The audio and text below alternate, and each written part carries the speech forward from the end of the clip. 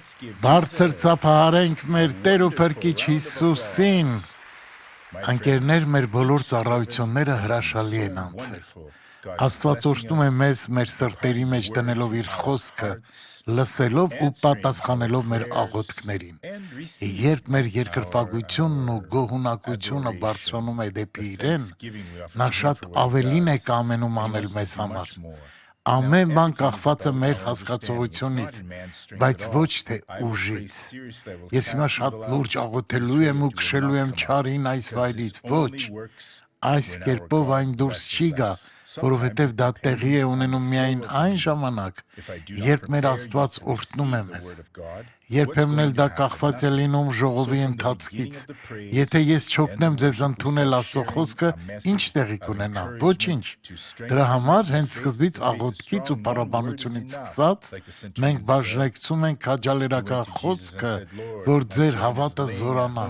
Մեկ խոսքն էլ արդեն բավական է, որ հարյուրապետի պես գնանք ու ասենք Հիսուսին. Տեր, իմ ծառան անդամալույց ընկած է և չարաչար տանջվում է։ Մատթեոս 8:10 Հիսուսն էլ ասեց նրան.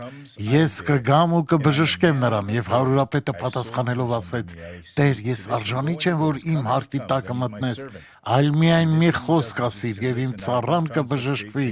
որովհետև ես էլ իշխանության տակ լինող մարդ եմ, և իմ ձեռքի տակ զինվորներ ունեմ, և ասում եմ սրան գնա և գնում է, ուրիշին եկ և գալիս է, և ծառայիս այս բանն արա և անում է։ Եվ երբ որ Հիսուսը լսեց, զարմացավ և ասեց հետևից եկողներին. ճշմարիտ ասում եմ ձեզ, Իսրայելի մեջ էլ այսպիսի հավատք չգտա։ Մենք ուսումնասիրում ենք Ծննդոց 28-րդ գլխի պատգամը, որտեղ Հակոբը սանդուղք է տեսնում։ Ինչու է նա այդ սանդուղքը տեսնում, որովհետև Աստված Հակոբին բան ուներ ասելու, իսկ եթե Աստված Հակոբին ասելիք ուներ, ապա նա այսօր ասելիք ունի նաև մեզ։ Ծննդոց 28:10 Եվ Հակոբը Բերսաբեից դուրս եկավ ու գնաց դեպի Խառան, բայց միշտ չէ, որ ամեն բան մեր ծրագրած կերպով է ընթանում։ Երբեմն Աստված միջամտում է, եթե քո ճանապարհին էլ անկանխատեսելի բաներ պատահեն, չվախենաս, շունչ քաշիր, խաղաղվիր, փառք տուր Աստծուն ու մի վիճիր քո աշխատողների հետ, կնոջդ, քրոջդ կամ ամուսնուդ հետ։ Դու պետք է աղոթես ու հասկանաս, թե ինչ է կատարվում։ Մի գիշերում նա չէր կարողանա հասնել Խառան։ Դա երկար ճանապարհ էր։ Ես չգիտեմ նա ոտքով էր քայլում, թե ինչ որ կենդանի հեծած։ Միայն գիտեմ, որ այդ օրը նա տեղ չհասավ։ 28:11-17 Եվ մի տեղ հասավ, և գիշերն այնտեղ մնաց, որովհետև արեգակը մար էր մտել։ Եվ այնտեղի քարերից նռավ և իր գլխի տակ դրավ, և այնտեղ պառկեց։ Եվ երազ տեսավ, և ահա մի սանդուղք երկրի վրա դրված, և նրա գլուխը երկնքին էր դիպչում, և ահա Աստծո հրեշտակները նրանով վեր էին գնում և իջնում, և ահա Եհովան կանգնած էր նրա վրա, և ասաց. Ես եմ Եհովան, քո հոր Աբրահամի Աստվածը, Իսահակի Աստվածը, այդ երկիրը, որի վրա պառկած ես, ես քեզ եմ տալու, և քո սերնդին, և քո սերունդը երկրի ավազի չափ կլինի, և կտարածվի դեպի արևմուտք և արևելք, և դեպի հյուսիս և հարավ, և քեզանով կօրհնվեն երկրի բոլոր ազգերը, և քո սերնդովը, և ահա ես քեզ հետ եմ, ամեն տեղ, ուր որ գնաս, քեզ կպահեմ, և քեզ այս երկիրը կդարձնեմ, որովհետև քեզ չեմ թողի մինչև որ կատարեմ այն, ինչ որ քեզ ասել եմ։ Եվ Հակոբը զարթնեց իր քնից և ասաց. իրավի Եհովան այստեղ է, և ես չգիտեի, և վախեց և ասաց. ինչ ահավոր է այստեղը, սա ուրիշ բան չէ, բայց միայն Աստծո տունը, և սա է երկնքի դուռը։ Այդ սանդուղքը մարմնավորում էր Հիսուսին, ով պիտի գար 2000 տարի հետո և կապ հաստատեր մեր և Հայր Աստծո միջև։ Ինչպես Հիսուսն էլ ասեց. Ես եմ ճանապարհը և ճշմարտությունը և կյանքը, ոչ ով չի գալիս հոր մոտ, եթե ոչ ինձանով։ Ուրեմն եթե մեկը այլ կրոն է որդեգրում, մենք պետք է քարոզենք նրան, որպեսզի նա հասկանա, որ լինելով այլ կրոնի հետևորդ, չի կարող մտնել երկինք։ Նա երբեք երկինք չի հասնի, քանի որ մերժել է միակ ճանապարհը, քանի որ միայն Հիսուսը եկավ, որ վճարի մեղքի վարձը, մենք բոլորս անհնազանդ գտնվեցինք, ինչպես Ադամը եւ ընկանք, բայց հետո եկավ Հիսուսը եւ ասաց. Ես եմ ճանապարհը, ճշմարտությունը եւ կյանքը, եւ ոչ ոք չի գալիս հոր մոտ, եթե ոչ ինձանով։ Հովանու ավետարանի մեջ այս սիմվոլիզմը կա, որ հետևյալ կերպ է բացատրվում։ Հովանես 1:43-45 Հետևյալ օրը կամեցավ Հիսուսը դուրս գնալ Գալիլեա եւ գտնում է Փիլիպոսին եւ ասում նրան. Իմ ետևից եկ։ Փիլիպոսը գտնում է Նաթանայելին։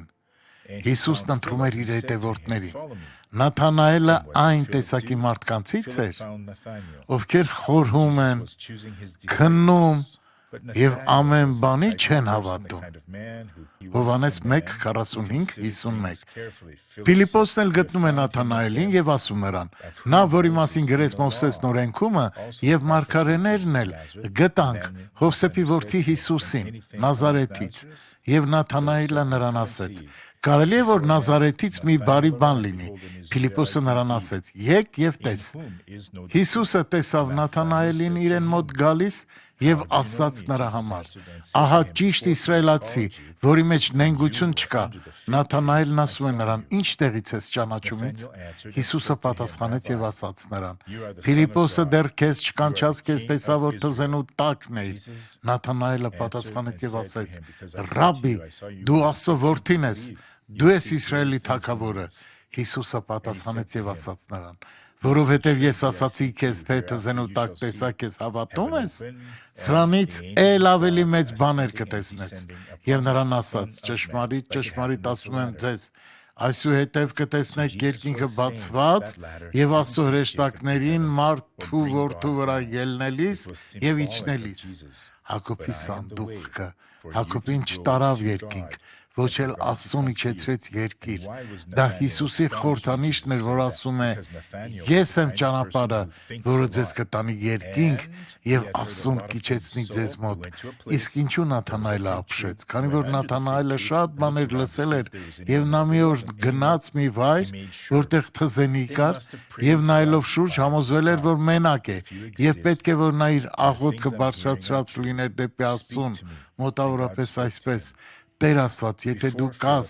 եւ այն բաները, որ ականջիս հասել են, ճշմարիտ են, խոսիր ինձ հետ։ Եվ Աստված նրան պատասխանեց. Փիլիպոսը դեռ քեզ չկանչած, քեզ տեսա, որ թզենու տակն էիր։ Նա էլ պատասխանեց եւ ասաց. Ռաբբի, դու Աստծո որդին ես։ Ու այդպես էլ կա։ Բարեկամներս, մենք Աստծուն մոտենում ենք Հիսուսի միջոցով։ Աստծո եւ մարդու միջեւ միայն մեկ միջնորդ կա, մեր Տեր ու Փրկիչ Հիսուս Քրիստոսը։ Իսկ Հիսուսը երբեք ոչ ոքի ամոթով չի թողել։ Դրա համար քույրս եւ եղբայրս, դու կարիք ունես համարձակ լինել նրա հետևելու ժամանակ, այլապես ճանապարհը չես հաղթահարի։ Մատթեոս 8:18 Եվ երբ որ Հիսուսը շատ ժողովուրդներ տեսավ իրեն 4 կողմովը, հրամայեց այն կողմը գնալ։ Հիսուսը շրջապատված էր մեծ ամբոխով, բայց ցանկացավ նրանց թողնել ու մյուս ափը գնալ։ Իսկ ինչ եղավ հետո, երբ նրանք մտան նավը, Մատթեոս 8:19 Եվ մեկ դպիր մոտենալով նրան ասաց. Վարդապետ, ես քո հետևիցը կգամ, որտեղ էլ որ գնաս։ Ես պատրաստ եմ, Տեր, դու ես ճշմարտությունը։ Այն ժամանակ կային դպիրներ, ովքեր արտագրում էին սուրբ գրքերը տառ առ տառ, եբրայերենով, աջից ձախ պապիրոսի կամ կաշվի վրա, քանի որ այն ժամանակ թղթեր չկային։ Եվ ասում են, քանի որ այդ դպիրը գրագետ է եղել, նա գրվածքներին ծանոթ է եղել ու տեսնելով Հիսուսի գործերը, որ մարդկանց բժշկում է, դևերին քշում, այդպիսի արձագանք տվեց նրան։ Եվ Տեր Հիսուսը պատասխանեց նրան։ Մատթեոս 8:20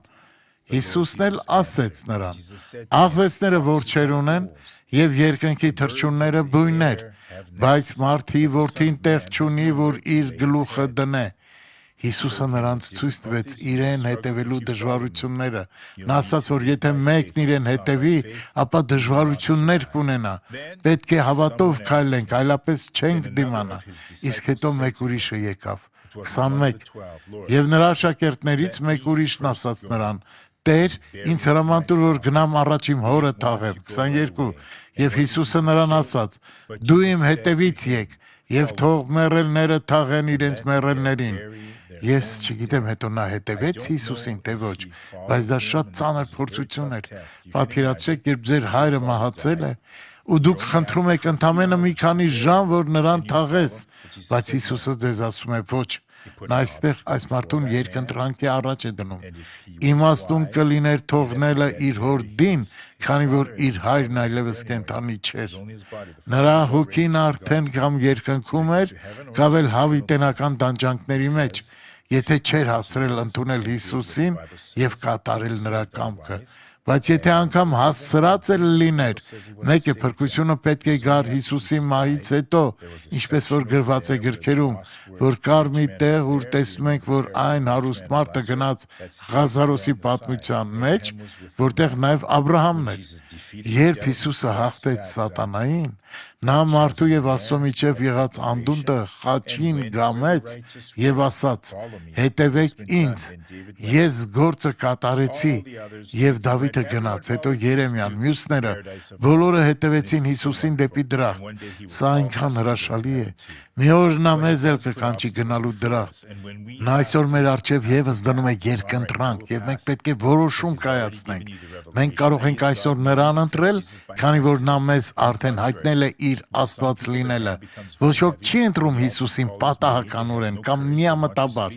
Դա պահանջում է ծանրակշիռ որոշում, որի հետևանքով մենք կունենանք համարձակություն մոտենալու եւ մեր խոսքը հասցնելու Աստծուն, քանի որ միայն Սուրբ Հոգու միջոցով է մարդը դավանում, որ Հիսուսն Աստված է։ Աղոթիր եւ ասա. Աստված, ես չեմ ուզում ինքս անել։ Խնդրում եմ դուռ բաց ինձ համար, որ կարողանամ ծառայել քեզ։ Եթե կյանքումդ դժվարություններ կան, ասա.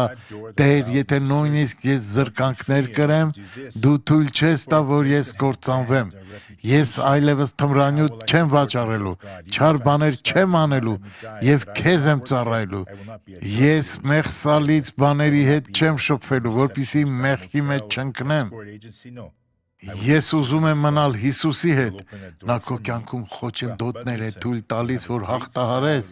եւ դու օրհնված կլինես։ Ամեն։ Եկեք աղոթենք Հիսուսի անունով եւ ես դուրս կանեմ չար ոգուն։ Բարեկամս, դուրս արի քո ծակ նավակից, որովհետեւ այն խորտակվելու է։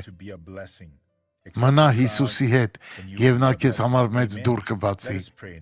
Գիտեք, այդ տղամարդը ինձ ասաց, որ 6 ամիս իրար հետ ապրենք, հետո կամուսնանանք։ Երբեք մի համաձայնվի։ Ես նույնիսկ չեմ համբուրի քեզ այդ 6 ամիսների ընթացքում։ Եթե սա Աստծուց է, մենք կամուսնանանք, իսկ եթե ոչ, միայն այսպես դու կարող ես մնալ Հիսուսի կողքին։ Մենք պետք է գին վճարենք դրա համար։ Մենք նույն տան մեջ ենք ապրում եւ արդեն ծրագրել ենք մեր արձանիկը։ Ուզում ես խորհուրդ ստանալ մի մարդուց, ով գիտի Աստծո խոսքը։ Ձեզանից մեկը թող քնի մի սենյակում, մյուսը մյուս։ Աղոթեք, նվիրվեք Աստծուն եւ միայն որպես կին ու ամուսին եղեք պսակադրությունից հետո, երբ կստանաք Հիսուսի օրհնությունը։ Բայց իմ սիրելին ամուսնություն չի ուզում։ Եթե որոշել ես Հիսուսի ճանապարհով քայլել, ուրեմն հաստատուն մնա։ Աղոթիր եւ ասա. Աստված, ես այս վիճակը չեմ ուզում։ Խնդրում եմ, փոխիր սա։ Եթե դուք Աստծո վախ ունեք, դու այդպես կանես։ Իսկ Աստված էլ կփոխի ամեն բան։ Հիմա խոնարհեք ձեր գլուխն ու փակեք ձեր աչքերը։ Հովիվ հայ մենք կմիանային աղոթքի մեջ։ Իսկ ես կգնամ մեկ ուրիշ տեղ ծառայելու։ Լավ բարեկամներս։ Հայր, Հիսուսի անունով ես գալիս եմ քո ներկայության մեջ օրհնելու այս մարդկանց։ Ես ուզում եմ տեսնել, թե ինչպես է քո ձեռքը հպվում նրանց, բժշկում, ազատագրում, վերափոխում։ Այս մարդիկ ապաշխարում են եւ ասում են. ես այսօր հասկացա, որ պետք է հավատարիմ լինեմ, ով Աստված։ Այս մարդը հիվանդ է, այն մարդը խնդիրներ ունի։ Մենք միաբանում ենք մեր հավատը եւ կապում ենք ողջ չարիքը այս մարդկանց կյանքում։ Խնդրում եմ, Հայր, հիմա օգտագործիր հովիվ Հայմեին։ Օ Աստված, ես աղոթում եմ վստահությամբ, որ քո հրեշտակները գործում են, քո զորությունը դրսևորվում է, բժշկում, ազատագրում հենց հիմա, եւ ես աղոթում եմ Հիսուսի անվան իշխանությամբ։ Իմ հավատքը միավորված է ձեր հավատքին, եւ մենք միասին դուրս կհանենք չարիքը եւ կվռնդենք այն։ Այդ գլխացավը, այդ ճնշումը քո գլխում, այդ կրծքավանդակի ցավը, որտեղ էլ որ լինի չարիքը, հենց հիմա դուրս կգա։ Աստծո զորություն, արի, այս մարդը, Աստված, որ սրտխառնոց է զգում, այս մարդը, ով ունի թթվային ռեֆլյուքս, այս մարդը, ում ստամոքսն այրվում է, դիպչիր այս մարդկանց, նրանք չգիտեն, թե ինչ է սխալ իրենց մարմնում, բայց նրանք փսխելու ցանկություն են զգում, նրանք անհարմարություն են զգում, այրոց են զգում ստամոքսում։ Արի այս մարդու մոտ եւ դրսևորիր քո ուժը, դրսևորիր քո կարողությունը, քո հաղթական զորությամբ անհնարինը դառնում է հնարավոր։ Արա քո հրաշքը նրանց գլխից մինչև ոտքերի ծայրը, այցելի նրանց ոտքերը, նրանց ձեռքերը, ով Աստված, նրանց հոդերը, որ բորբոքված են, որ վարակ ունեն, որտեղ էլ որ հիվանդությունը լինի, ինչ հիվանդություն է լինի, հիմա ժամանակն է բարեկամս, ասում եմ հիվանդություն դուրս արի, չարիք հեռացիր։ Ես դա պահանջում եմ Հիսուսի անունով։ Ես ասում եմ գլխացավին, պարանոցի ցավին, կծքավանդակի ցավին, ստամոքսի ցավին, աղիքային պոլիպին, որովայնի ստորին ցավերին, դուրս կորեք հենց հիմա։ Ես հրամայում եմ, ես պահանջում եմ, որ ցավերը, որ հոդերի մեջ են, այս մարդու ձեռքը, որ թմրել է եւ չի կարողանում բարձրացնել, այս մարդը չի կարողանում մեջքը ծալել, դա մշտական վնասվածք է վթարից, մշտական վնասվածք կընկնելուց։ Նույնիսկ եթե դա կախարդության, հմայության, սև մոգության հետևանք է, մենք պահանջում ենք, հրամայում ենք դուրս արի, հեռացիր Հիսուսի անունով։ Բարձրացրու ձեռքերդ, Հիսուս Քրիստոսը բժշկում է քեզ։ Մենք նրա վերքերով բժշկվեցինք։ Ասա շնորհակալ եմ Տեր, ես վերցնում եմ իմ օրհնությունը Հիսուսի անունով։ Ամեն։ Ո փառք Աստծուն, Հիսուսը բարի է։ Հիմա եկեք դիտենք իրական կյանքի պատմությունը։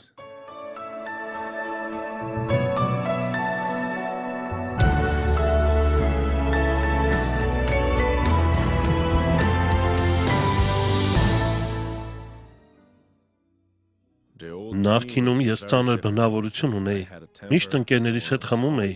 կինս արդեն ծառայում էր Աստծուն, իսկ ես հանգստյան օրերս անցկացնում էի գարեջրատանը, ես չէի ուզում լսել Աստծո մասին։ Զանգում էի նրան, դու դեռ աշխատանքի ես։ Ոչ, նա խմում էր գինետանը, երբեմն հարբած գնում էր աշխատանքի ուշ գալիս։ Մի քանի տարի առաջ ես պատահաբար ծանր հարված ստացա ազդրիս, որն ազդեց ծնկիս վրա։ Ես ցավից լաց էի լինում։ Մի օր հեռուստացույցը դիտելիս տեսա դոկտոր Սուարեսը քարոզում էր։ Հետո նա սկսեց աղոթել։ Հանկարծ զգացի, որ ոտքս լավացավ։ Մի քանի ժամ անց ցավն անհետացավ 100%-ով, բայց այն ժամանակ ես դեռ եկեղեցի չէի փնտրում։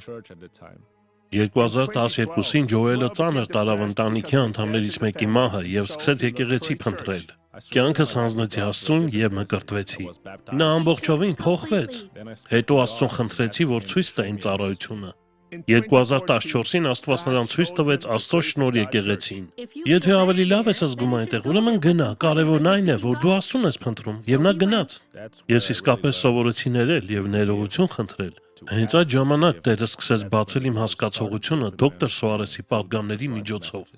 2017 թվականի սկզբին նա սկսեց սաստիկ ցավերը զգալ։ Երբեմն արտանում էի կես գիշերին, նա անկողնում չէր, լոգարանում ցավից գալարվում էր։ Ես մի շարք ստուգումներ անցա եւ պարզվեց, որ ձախ երիկամումս 7 միլիմետրանոց քար կա։ Բժիշկն ասաց, որ պետք է վիրահատվեմ։ Բավականաչափ ջուր չխմելը դրա առաջացման հիմնական պատճառն է, բայց դա կապված է նաև այն մթերքների հետ, որոնց մեջ շատ աղ կա։ Աղի ընդունումը նվազեցնելով նվազեցնում եք նաև երիկամներում քարերի առաջացման հավանականությունը։ Մարդիկ ցավ են զգում, երբ քարը արդեն 5 մմ է, հետո սկսում են մեծ չափով ցավազրկող օգտագործել։ Մտածեցի, ոչ, ես հավատում եմ, որ Աստված կբուժի ինձ առանց վիրահատության։ 2017-ի հոկտեմբերի 11-ին Ջոելը դիտում է «Խոսիր բարեկամս» հաղորդումը։ Ես հիմա աղոթում եմ եւ ասում եմ. Հայր, օծիր այս ջուրը։ Քո զորությունով այցելիր եւ օրհնիր դրա ամեն մի մոլեկուլը։ Ես ուզում եմ, որ բոլորն օրհնված լինեն, ներառյալ քո ծառան, որ հիմա աղոթում է։ Հիսուսի անունով ես օրհնում եմ ձեզ եւ ասում եմ. Ջուրն օրհնված է Քրիստոսի անունով։ Ամեն երեկո ես խմում էի այդ օրհնված ջուրը եւ աղոթում։ Ամուր կանգնեցի իմ հավատքի վրա եւ սկսեցի ինձ ավելի լավ զգալ։ Հետո ինձ նորից ստուգեցին նախավիրահատական։ Բժիշկը նայեց արդյունքները եւ ասաց. ամեն ինչ լավ է։ Ես ուրախությամբ դուրս եկա նրա մոտից։ Քարը չէին վիրահատել, բայց այն անհետացել էր։ Աստված այս մեծ հրաշքն արեց իմ կյանքում։ Ջոելը հիմա լավ է քնում, փառք Աստծուն, նա երջանիկ է։ Աստծո զորությունը զգալուց հետո Ջոելը իր սրտում զգաց, որ պետք է հովանավոր դառնա։ Ես զգացի, որ պետք է մի բան անեի, որովհետև տեսնում ենք, որ հրաշքներ են կատարվում ամբողջ աշխարհում, եւ Աստծո այս գործը չի կարող կանգ առնել։ Ես երբեք չեմ դադարի զոհաբերել։ Հրաշալի է, երբ տեսնում ենք, որ մարդիկ բժշկվում ու փրկվում են։ Ես կենդանի ապացույց եմ։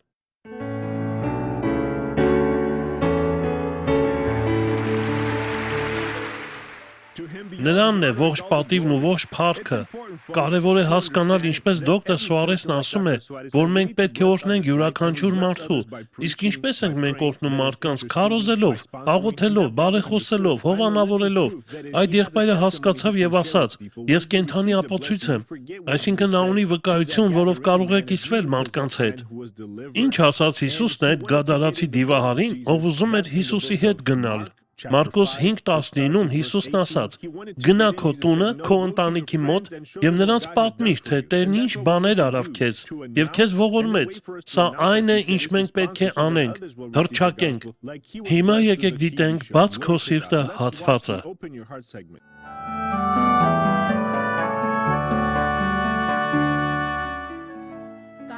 Դոկտոր Սուարես, ես հավատում եմ, որ Տեր Աստված դեռ հրաշքներ է գործում, սակայն չեմ կարողանում գործի դնել իմ հավատքը։ Ես տառապում եմ ազդրերի, ծնկերի եւ կոճերի ցավից, եւ որ ավելի վատ է, այլևս չեմ կարողանում քայլել, տեղ գնալ եւ լուծել իմ հարցերը։ Ես դիմեցի բժիշկներին, սակայն նրանք չկարողացան ինձ օգնել։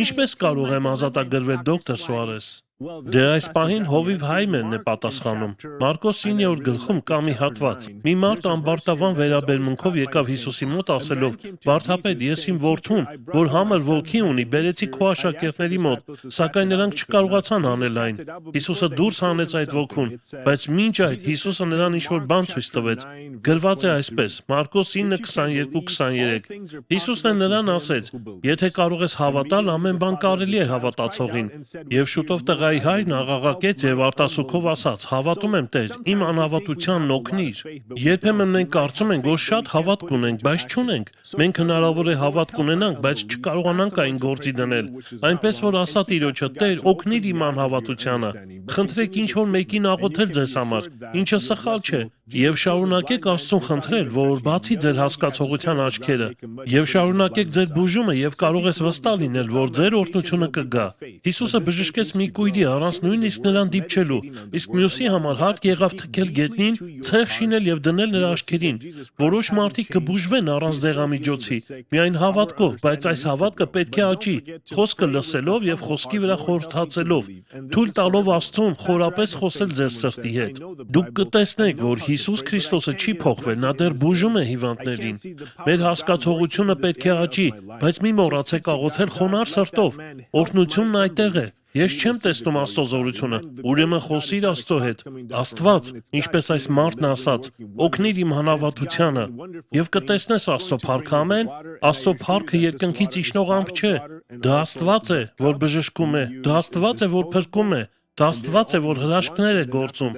Այժմ մենք ձեզ ջուրը կբերենք, որը սովորական ջուր է, Եվ բաժակներն են մեկ անգամյա օգտագործման են, բայց եթե դուք ձեզ հետ ջուր եք բերել, կարող եք դա օգտագործել, բայց թողեք նախորդն եմ, լավ, եկեք հիմա աղոթենք։ Ոտքի կանգնեք, խնդրում եմ, ճիշտ ներկայացեք Աստծուն, իմ սիրելի բարեկամներ, Աստված, ես ուզում եմ առանձնահատուկ ձևով օրհնել այս ջուրը։ Այստեղ կան մարդիկ, ովքեր տառապում են արյան բարձր ճնշումով, շաքարախտով, քաղցկեղով, մարդիկ Աստված, ովքեր մեկուսացված են տանը քովիդով։ Այստեղ կա մեկը, որ ներկայացնում է մի մարդու, ով գտնվում է հիվանդանոցում թթվածնի սարքերի տակ։ Դու Աստված, մեր հայրն ես։ Օ Տեր, դու այդ եղբորը բուժեցիր երիկամների քարերից։ Երիկամային քարի ցավ ունեցող մարդիկ ասում են. Աստված, այս ցավն անտանելի է։ Ոմանք իրականում գալարվում են ցավից։ Աստված, ես խնդրում եմ քո օրհնությունը, կրակի օծություն դիր այս ջրի մեջ, դրա յուրաքանչյուր մոլեկուլում, թող այս ջուրը օրհնվի Աստծո կրակով, Հիսուսի անունով։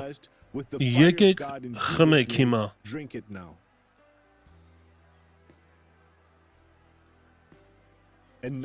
Եվ հիմա Տեր Աստված, դիպչիր նրանց, մեկ առ մեկ, դիպչիր նրանց քո օծությամբ, քո զորությամբ։ Աստված չարը չի կարող դիմադրել։ Ինչ որ մեկն այստեղ ներկայացնում է իր դեպրեսիա ունեցող որդուն, ով տանից դուրս չի գալիս, եւ դուք շատ եք տանջվում, տեսնելով ձեր որդուն այդ վիճակում։ Բայց Աստված ամենակարող Աստված է, նա հրաշքների Աստված է, նա պատասխանների Աստված է։ Իմ հավատքը միավորված է ձեր հավատքին, եւ ես բարձրացնում եմ իմ ձայնը պահանջելու, որ չարը դուրս գա, դուրս արի չարիք, թող հեռանա այս դեպրեսիան, այս խուճապային տագնապը, որ այդ մարդուն պահում է տանը, եւ այդ երիտասարդը երբեք դուրս չի գալիս իր ննջասենյակից։ Այս երիտասարդը խելացի է, տաղանդավոր, բայց կորցրել է ապրելու կամքը, կորցրել է ամուսնանալու ցանկությունը։ Հիմա այս տագնապը դուրս է գալիս, այս հոգեբանական խանգարումը, այս հուզական խանգարումը դուրս է գալիս։ Չարիք դուրս արի այս մարդկանց ֆինանսական կյանքից, ապականող ոգի, որ փչացնում է այս ընտանիքի եկամտի աղբյուրը, կամ մի բան, որը կապում է ամուսնուն, կապում է կնոջը, դա սառեցված դատական գործ է։ Դա անարդարություն է, որից ամբողջ ընտանիքը տառապում է այս խոչընդոտի պատճառով։ Եվ ես ասում եմ, Սատանա, ազատ թող այս ընտանիքի եկամտի աղբյուրը։ Այս մարդիկ դարձել են անվերահսկելի, դյուրագրգիռ, նրանք վիճում են բոլորի հետ, կոպիտ են բոլորի հետ, իրենց վիճակի պատճառով, եւ ես պահանջում եմ, որ դու դուրս գնաս ապականող ոգի, այս ընտանիքից, ալկոհոլիզմի ոգին, որը կապում է այս մարդուն ալկոհոլին, թմրանյութի ոգի, որ մարդկանց կապում է մարիխուանային, կոկայինին, մեղսալի կյանքին, որը սատանայական է ու դիվային է։ Ես պահանջում եմ, որ դու չար ոգի, որ մոլորեցրել ես այդ տղամարդուն, որ մոլորեցրել ես այդ կնոջը, ամեն չարիք, ամեն չար ճնշում, ամեն դիվային ճնշում, դուրս կորեք, հեռացեք այս մարդկանցից, մարմնի ծանրություն, դու հիմա դուրս կգաս, եւ այս ստամոքսի ցավը չի շարունակվի։ Ես արդեն հանել եմ այն Հիսուս Քրիստոսի զորավոր անունով, եւ ասում եմ, դուրս արի, անհետացիր, ինչ էլ որ լինես, բորբոքում, քաղցկեղ, ամեն անոմալիաներ, դուրս եկեք, Տեր Հիսուս Քրիստոսի անունով։